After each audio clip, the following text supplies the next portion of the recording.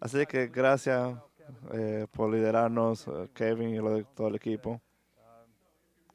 Si tú eres nuevo con nosotros, estamos terminando la serie de Génesis y terminamos con esta genealogía en este texto. Hemos estado caminando a través de todo Génesis en este verano. Los colegas han hecho un buen trabajo predicando un sinnúmero de sermones. Yo estoy tan emocionado de predicar en la teología. Alguien me dijo, yo puedo, qué pena que tenga que predicar en genealogía. Yo puedo simplemente tomar un nombre y comenzar a predicar de ese nombre. Vamos a orar para que Dios nos ayude en sus palabras. Gracias, Señor, por tu palabra, por redimirnos a través de Cristo Jesús. Gracias por el Espíritu Santo que ilumina nuestros corazones y vive en nosotros.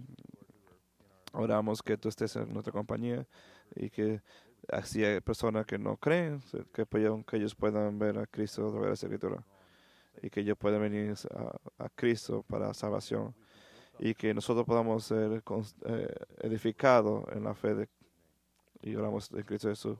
Amén. Quizá no te levantaste diciendo, mira, me gustaría un café y la genealogía que puedes aprender de una lista antigua. Si tú estás mirando este texto, todo este pasaje no fue leído, o sea, hay un montón de nombres. Si tú andas buscando un nombre para un niño, yo creo que este es el lugar donde tú vas a buscar un nombre. Pero aparece aquí una guía telefónica antigua. Antes de que todo eso existiera, mi, mi, mi padre y yo hicimos un, un árbol genealógico y una vez me dijo, hijo, no somos quienes pensábamos que éramos.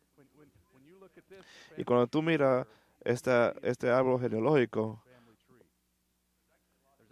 hay muchas cosas aquí en este texto que sucede antes y después de esta historia, que continúa la historia de la escritura, que nos se mueve al pueblo elegido y a la tierra prometida y finalmente hacia el prometido, Jesús. Vivimos un mundo necesitado de esperanza. Cuando tú miras los eventos grandes como un fuego en Hawái, como una guerra en Ucrania, y cuando tú miras tu familia, tu propia vida, vivimos en un mundo que necesita esperanza. Y esta genealogía, yo quiero que veas, es una genealogía de esperanza. Es un mensaje de esperanza. Y contiene este tema de la nación. El pastor Watson la semana pasada predicó en el capítulo 10 de que Dios es soberano de todas las naciones cuando el mundo fue repopulado. En el capítulo 11 vemos de que Dios puede turbar los planes de la nación o confundir los planes de las naciones. Y aquí vemos que Dios tiene un plan para redimir las naciones. Y el plan salvífico de Dios no es solamente para un grupo de personas, sino para el mundo, sino que pasa a través de un número de personas, desde Abraham y eventualmente hasta Cristo Jesús. Y quizá tú puedes decir de que Dios amó al mundo de tal manera que llamó a Abraham. No sé si te gusta historias de empresas que comienzan, empresas emergentes. Puede ser libros, documentales o podcasts, no importa qué compañía sea. Yo siempre estoy encantado de cómo la persona comienza una compañía. Ya puede ser un hip-hop o puede ser los Nike o Apple. Yo también he estado leyendo recientemente Padres de los Fundadores, sino los padres fundadores de esta iglesia. Y siempre estoy encantado de ver la historia que está en el fondo que lleva a comenzar tal evento.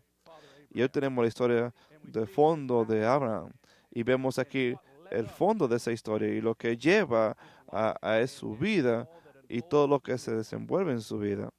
Ahora, una de las cosas que nos ayuda es hacer una pausa y poner todo el contexto de la Biblia. Y muchas veces lo hacemos eso.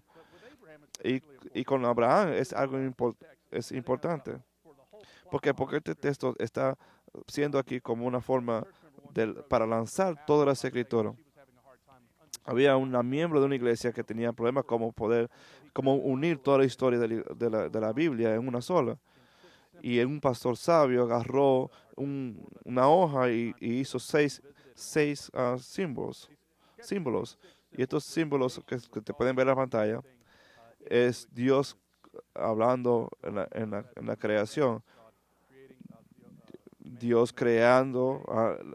En el capítulo 3 vemos que esta es una manera de resumir todo lo que hemos visto en Génesis.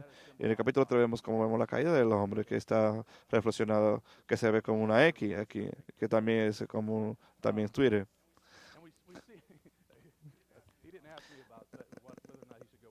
Él no me preguntó si debería ir con ese símbolo, pero como quiera. Los efectos que vemos del pecado se ven en el capítulo, en el capítulo de 4 al 11. Y el escritor, el narrador, nos vemos aquí la promesa en el siguiente símbolo que es hasta la derecha.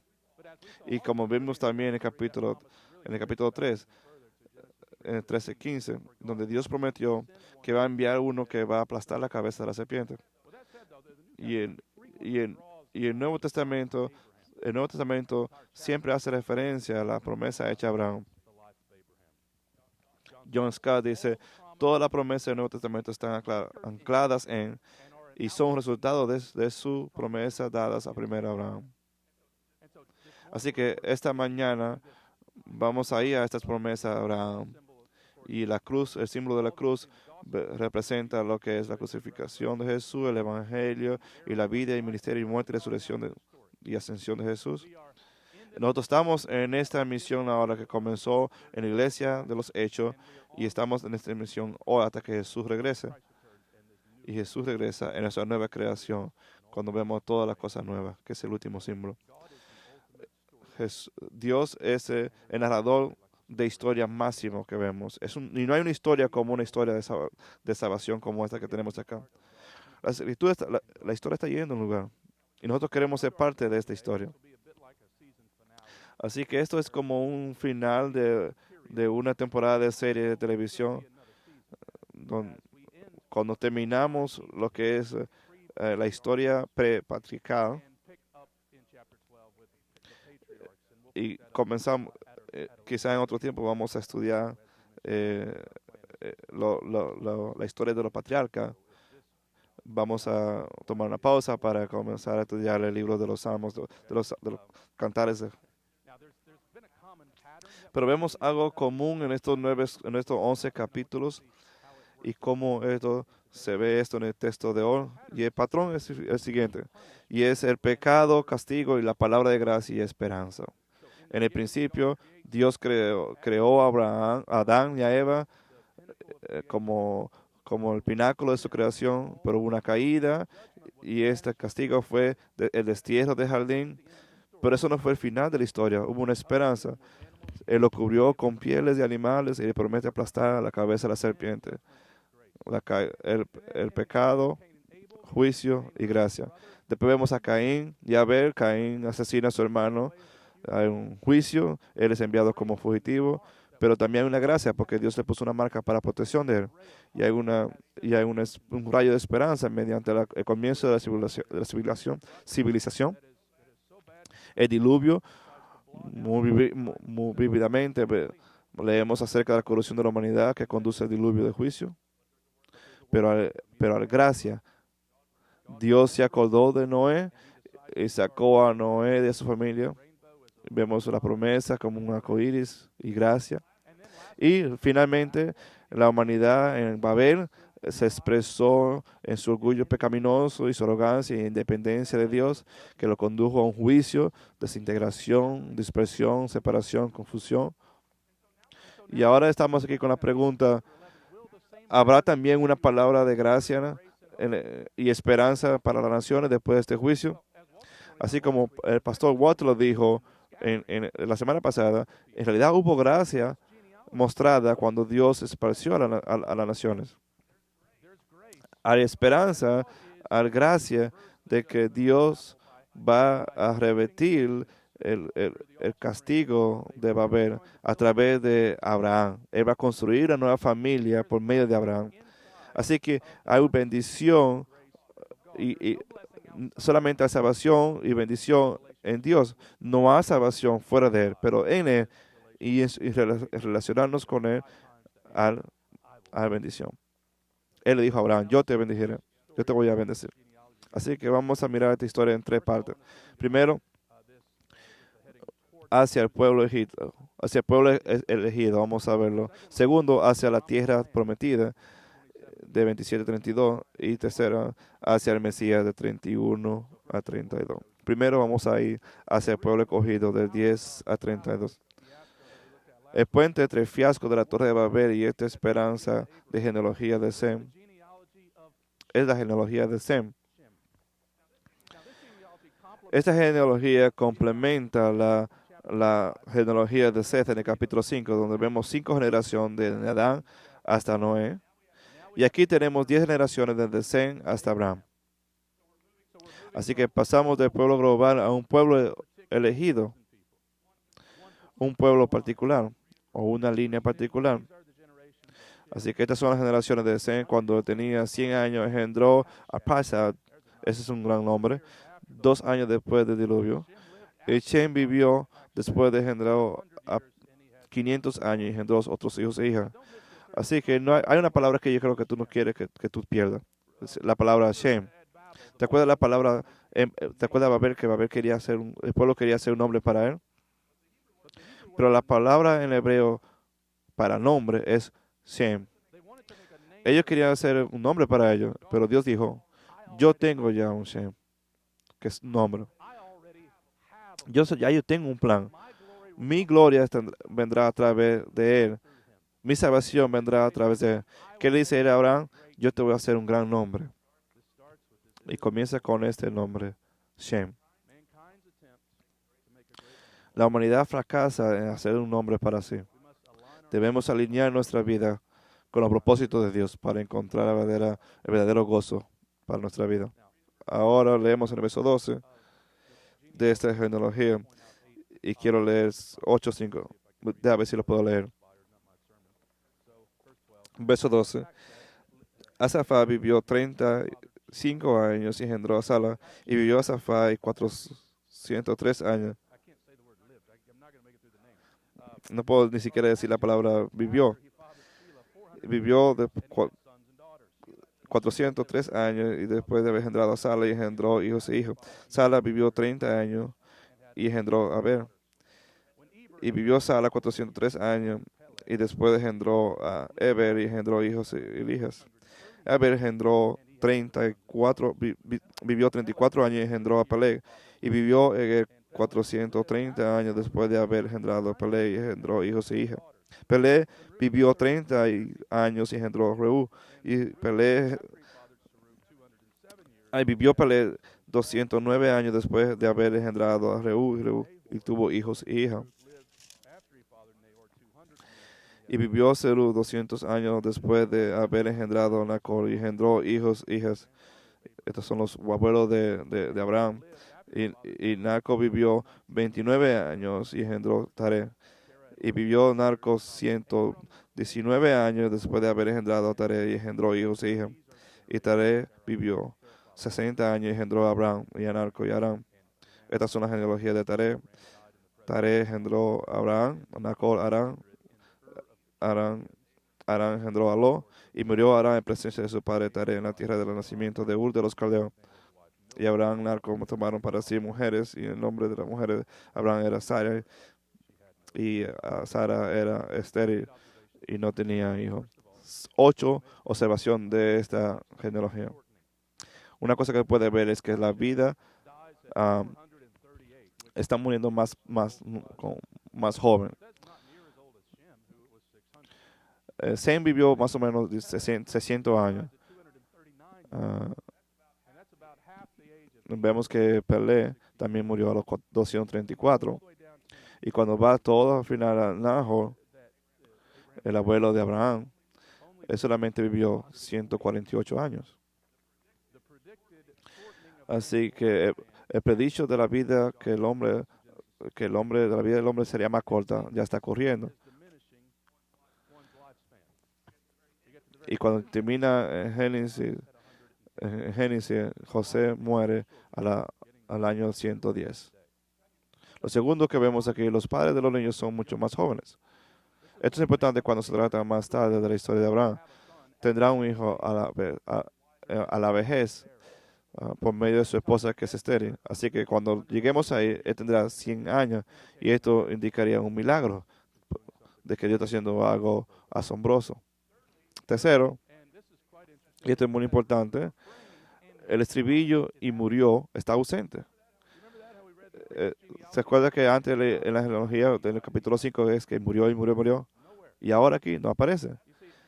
Y eso es porque esta genealogía es una palabra de promesa, es una promesa de esperanza.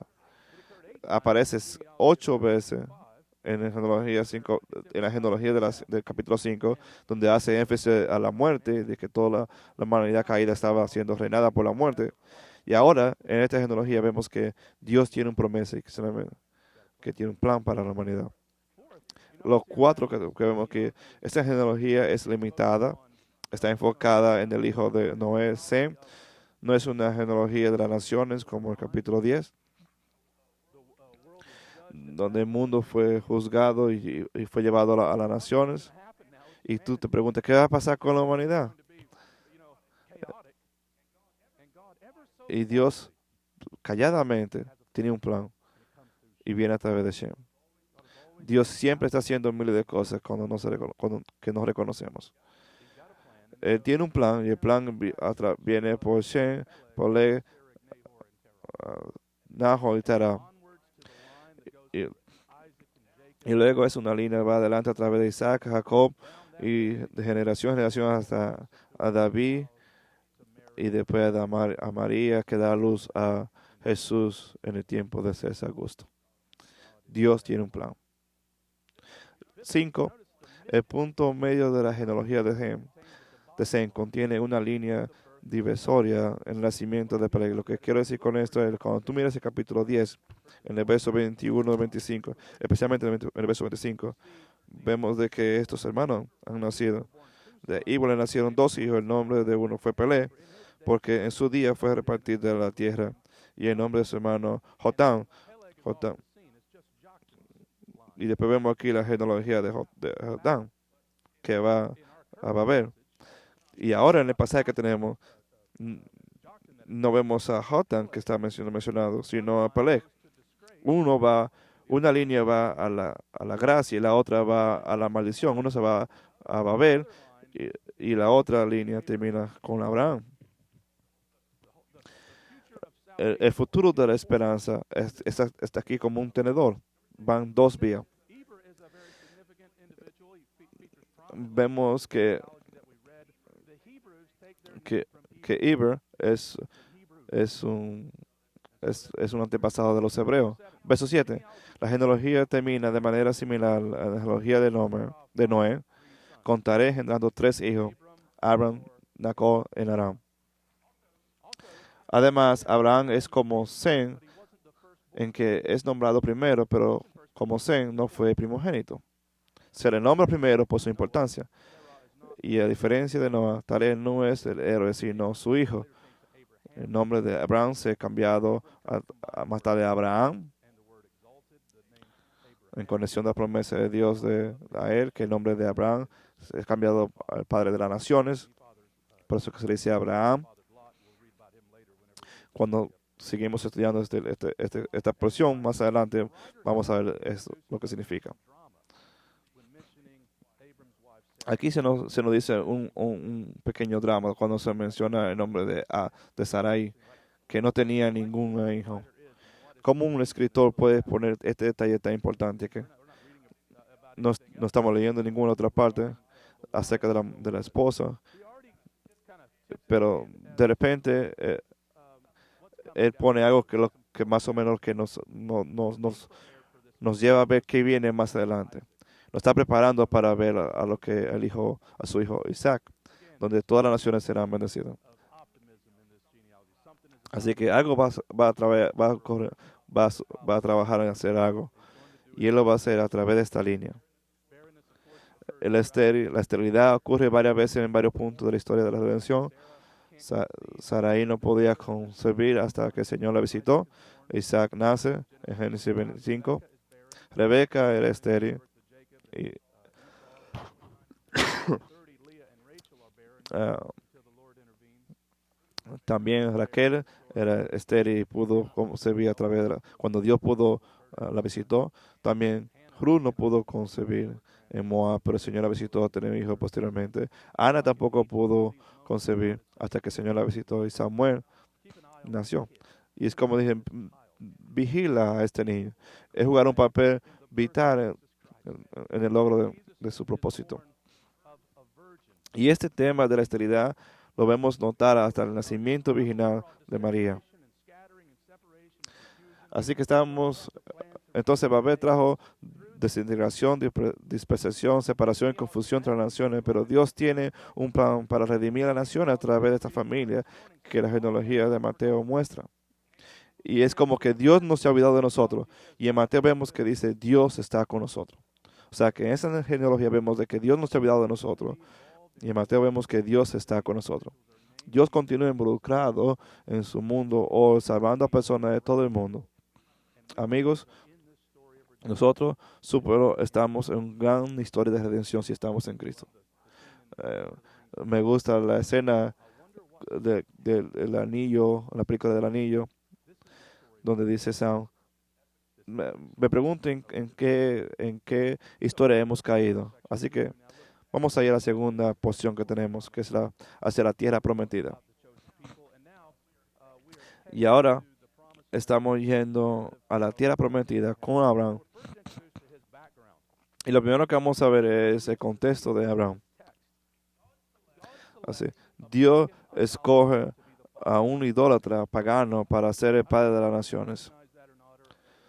No sé si te has dado cuenta antes, pero yo lo he pensado. Nosotros tenemos la noción de, cuando piensas de Abraham, de que eres un buen abuelo, de que te puede enseñar a jugar juegos de mesa, o que te puede hacer un chocolate caliente. Pero este señor fue algo diferente. Mira lo que dice Josué dice en 24:2. Y José dijo a su pueblo, así dice el Señor, Dios de Israel, hace mucho tiempo vuestros padres vivieron al otro lado del Eufrates. Taré, el padre de Abraham, en Nacor, y sirvieron a otros dioses. Plural. El hecho de que su propio nombre junto con Sara y Mica apunta al Dios de la luna, que quizá era su Dios principal. Así que tanto Ur como Aram eran centro de adoración a la luna. Y Dios, el Creador, llega al corazón de un idólatra politeísta y lo convierte en el padre de muchas naciones. Es como que le dice, tú adora a las estrellas, yo te voy a dar te voy a dar una tierra que será como las estrellas. Es una gracia que es inexplicable. Es como, ¿cómo vas a poder escoger a esta persona? No lo escogió porque él lo tenía todo junto, lo tenía todo bajo control, sino que Dios nos sorprende con su gracia. Kengen habla acerca de la excavación de Ur y describe, este tesoro de Ur nos dice que el contexto social y religioso de Abraham era tan sofisticado y pagano y claustrofóbico como cualquier dinastía babilónica egipcia. Ur estaba desolada y sin conocimiento del Dios verdadero. La intrusiva región lunar de Ur dominaba la vida desde el nacimiento hasta la muerte o hasta la tumba. Eso es lo que Dios elige para cambiar. Así que no dudemos de que el poder salvífico de Dios. Hoy en día muchos están atrapados en la astrología, lo oculto, el misticismo de la nueva era. Recientemente alguien me envió la historia de una joven que tenía un podcast llamado De la Tierra a la Luna y de regreso. Y en el medio del podcast, en el episodio 46, se convirtió cristiana. Y luego le cambió el nombre del podcast y le habló de la redención de Cristo. Así que como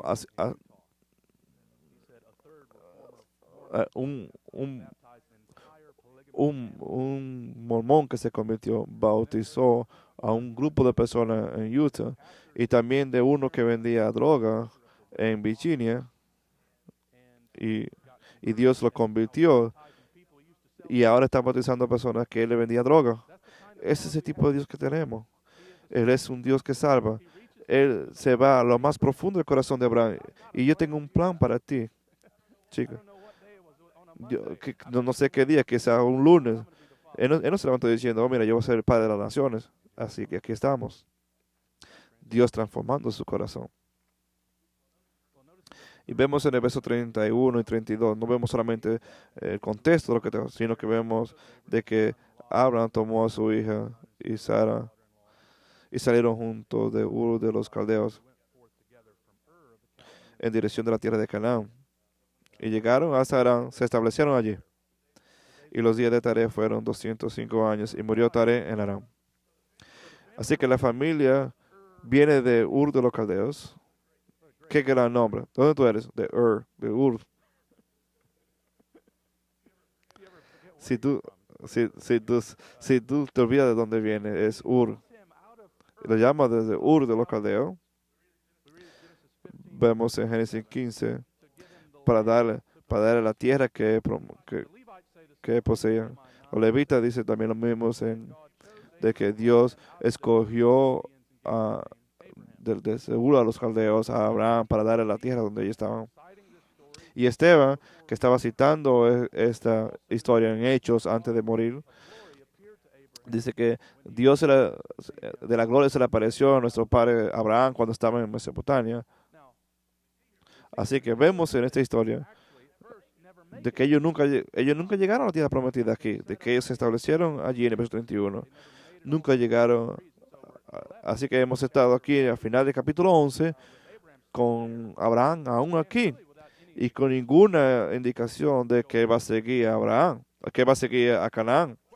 Entonces nos preguntamos si este llamado llegó cuando él estaba en Ur o cuando él estuvo aquí en Harán. Pero basado en el texto que hemos leído, parece que fue llamado desde Ur y parece que convenció a su padre a ir con él. Por cualquier razón, él para en Abraham, perdón, en Harán y muere aquí su padre.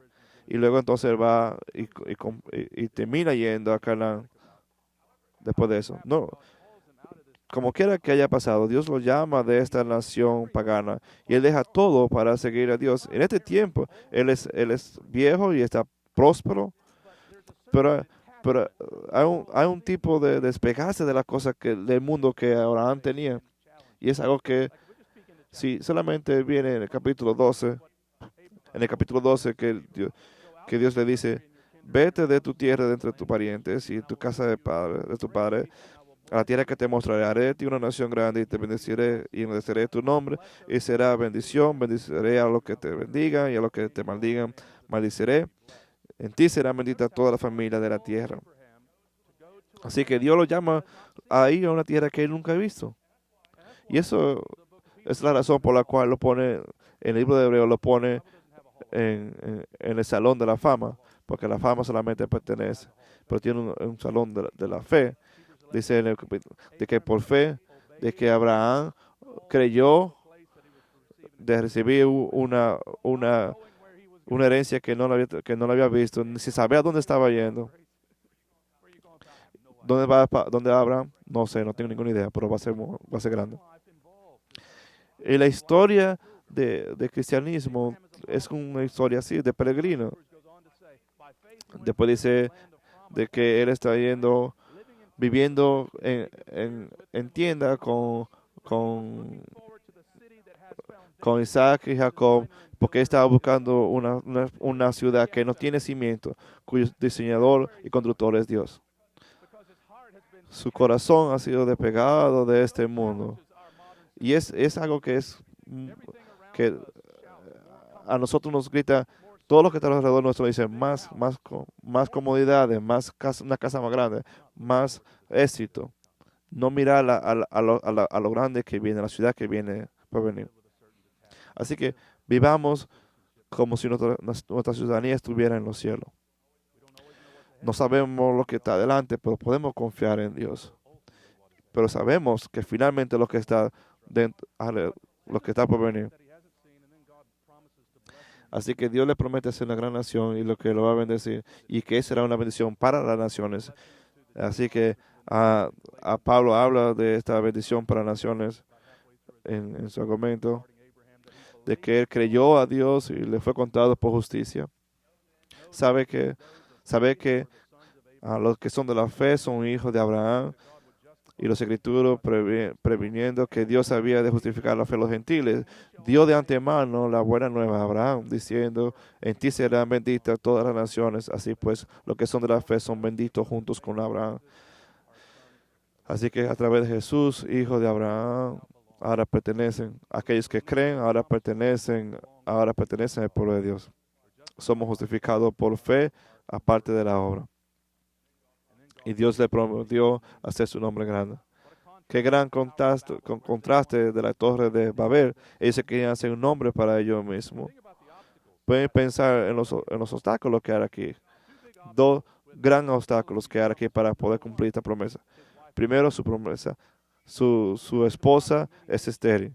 Tú vas a ser padre de muchas naciones, pero no pueden tener hijos. Y el segundo problema es, la gente de Canaán estaba ahí. Y Dios va a eliminar estos dos obstáculos. Dion lo pone bien. ¿En realidad esto es una buena idea? Está haciendo esto increíble promesa que tienen que ver principalmente con la tierra y los niños. Ambas cosas parecen estar en una situación muy precaria. Hay gente en la tierra y no hay gente en Sarai. El Señor escogió trabajar a través de una pareja que no tiene potencial terrenal para lograr precisamente lo que Él desea que hagan. Piensen en eso. Una cosa central que voy a hacer por usted es que tendrá hijos y para lograr ese fin elige una pareja en su vejez que no ha podido tener hijos. Así que así Dios trabaja. Él le gusta hacer cosas así. Mira lo que Pablo dice acerca de Abraham. Y por eso depende de la fe para que la promesa le pose en la gracia y sea garantizada a toda su descendencia. No solo a los que siguen la ley, sino también a los que comparte la fe de Abraham, que es el padre de todos nosotros. Y como está escrito, te he puesto por padre de muchas naciones delante del Dios de quien creyó, que da vida a los muertos y que llama a la existencia las cosas que no existen. En esperanza creyó contra toda esperanza para llegar a ser el padre de muchas naciones, como se había dicho, así será tu descendencia. No se debilitó en la fe a considerar su propio cuerpo, que estaba como muerto, ya que tenía como 100 años, y a considerar la esterilidad de la matriz de Sara. Ninguna incredulidad hizo dudar de la promesa de Dios, sino que se fortaleció en su fe, dando gloria a Dios, plenamente convencido de que Dios era poderoso para hacer lo que había prometido. Por eso su fe le fue contada por justicia. Pero la palabra que le fue contado no fueron escritas por él o para él, sino también para nosotros. Nos será contada lo que creemos en aquel que resucitó a Jesús dentro de los muertos, Señor, el cual fue entregado por nuestra transgresión, resultado para la justificación. Si no eres creyente, ese es el llamado que tengo, que es que creas en Cristo Jesús y continúe esa jornada por fe. No solamente vamos a mirar la fe de Abraham, vamos a creer en el Dios que da vida a Abraham, el Dios que da vida a los muertos y llama a la existencia de las cosas que no existen. ¿Qué hace que confiar a una persona tan difícil? ¿Qué hace que confiar sea tan difícil para una persona? No es que encontremos a alguien confiables. Nuestro Dios es confiable. Él tiene un récord perfecto. Él siempre cumple su promesa. Así que vamos a confiar en Él, como dijo el salmista anteriormente, que podamos ser gozosos en Él, hacia la tierra prometida. Y finalmente, hacia el Mesías. Verso 32, 31, no es el final de la historia. Hay una esperanza para todo el mundo a través de que vendrá por medio de Abraham. Una simiente que viene y toda la historia de la humanidad y de la Biblia es a través de esta persona, Cristo Jesús. Y la persona y la historia continúa y lleva años, cientos de años. Se van a Canaán, se van a Egipto, se van a Éxodo, se vemos los jueces, los reyes, el exilio y luego la tierra prometida. Después del exilio, leemos de los grandes cantores de los salmos, la literatura de sabiduría, de cantares, proverbios y eclesiastes. Es- y esta historia llega a su punto culminante cuando Cristo Jesús entra a la escena de la humanidad. El que estuvo en la creación, como dijo Pablo, que creó todas las cosas, se mantiene todas las cosas unidas en él. Él entró a la historia de la humanidad, naciendo de una virgen. Él es el segundo Adán que vino a revertir la maldición. Él es el que aplasta la cabeza de la serpiente que vemos en Génesis 3:15. En él vemos el carácter del Padre. En él encontramos gracia y verdad. Lo vemos enseñando con autoridad en el Evangelio, no como los escribas. Vemos mostrado su poder milagroso una vez, una y otra vez. Y, y después vemos, como dijo el profeta, a Jesús crucificado como Cordero de Dios que quita el pecado del mundo. Más adelante en la historia de Abraham, vemos la historia de Isaac, de cómo Isaac fue salvado porque Dios proveyó un carnero como ofrenda. Y Pablo dice que Dios no escatimó a su hijo, sino que lo dio, lo entregó por nosotros. Así que la sangre derramada de Jesús fue mayor que la sangre de Abel. Jesús es el arca donde encontramos el refugio del diluvio de juicio, como aquel que murió y resucitó entre los muertos y derrotó el enemigo de la muerte. En él llegamos y encontramos la bendición de Abraham de las naciones. En él todas las cosas llegarán a su plenitud. A través de él, nosotros también resucitaremos entre los muertos y disfrutaremos de algo más grande que la tierra prometida, una nueva creación en la que morarán la justicia y la paz. Y un día, todos los redimidos se reunirán alrededor del trono y veremos el plan de Dios para las naciones siendo culminado cuando las naciones estén cantando adoración, como dice en Juan, en Apocalipsis, dice, después de esto, mire, aquí hay una gran multitud que nadie podía contar, de todas las naciones, de las tribus, lenguas y pueblos, de pie delante del trono y delante del Cordero, vestidos con vestidura blanca, con palmas en la mano, clamando con gran voz, la salvación es nuestro Dios, le pertenece al Cordero. Así que vemos esperanza y gracia en Jesucristo, en el medio del quebrantamiento y la desesperación. Así que, amigo, cree, cree en Cristo Jesús y pertenece. Cree en aquel Dios que da la vida dentro de los muertos. Qué gran historia. Nosotros estamos. La gracia sea y la adoración sea por Él. Vamos a orar juntos. Padre, te damos gracias esta mañana por esta genealogía de esperanza que muestra que tú tienes un plan para la humanidad caída, un plan que es basado en nuestro Salvador Cristo Jesús. Te damos gracias, oh Señor, por hacer por nosotros lo que no podemos hacer por nosotros. Te damos gracias por la salvación que tenemos ahora, que nos ha dado a nosotros gratis. Y de que te oramos, Señor, de que esta fe un día estará, termine viéndote cara a cara. Te damos gracias por tu plan para la nación, para las naciones, y que nos envía a las naciones y que nos haga fiel para esta tarea. Y oramos esto en Cristo Jesús. Amén.